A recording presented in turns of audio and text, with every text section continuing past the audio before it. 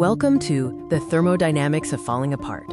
In this video, we'll explore how entropy, coherence, and the physics of organization reframe our understanding of disorder. What if disorder is more literal than anyone intended? In physics, disorder means entropy, the number of possible states a system can be in. Living systems constantly fight entropy to maintain a low entropy configuration. Regulation is essentially entropy management. Your body's stress systems are in constant conversation, showing coordination we call coherence. This coherence requires metabolic cost. When resources are low, the coupling between systems is the first thing to falter. Coherence is like a jazz ensemble, where musicians respond to each other, constraining the enormous number of things that could happen. This mutual attention is low entropy. Physiological coherence is when all systems are listening to and adjusting to each other. Incoherence is the music becoming noise. Mutual information declines and joint entropy rises. The system's organized, low entropy configuration dissolves, what medicine calls disorder. Physics describes as a physical transition to noise.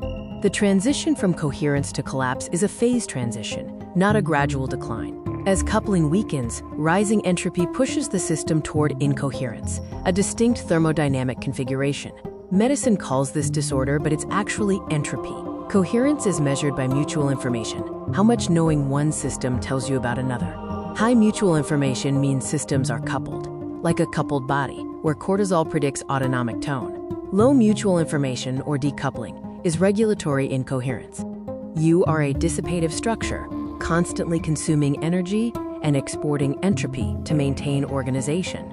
Like a candle flame, if fuel stops, the pattern instantly dissolves. Biological collapse isn't gradual. It's a sudden failure to sustain the pattern when energy flow drops below a threshold.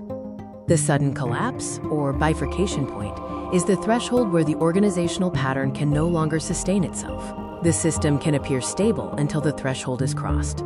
Beneath the surface, mutual information has been declining, and entropy has been accumulating all the while. The Evolutionary Stress Framework builds on the free energy principle, but emphasizes four critical distinctions. These include whole organism regulation, temporal history, variable state space dimensionality, and cooperative entropy management.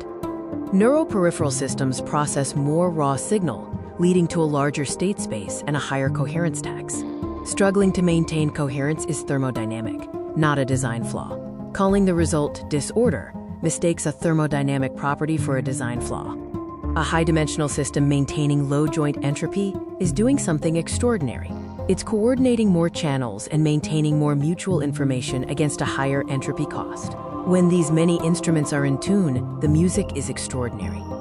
The Evolutionary Stress Framework builds a bridge between lived language, clinical language, and physical language to describe the same physical reality. Understanding collapse as a thermodynamic event shifts the focus from what is wrong with me to what conditions are needed for coherence.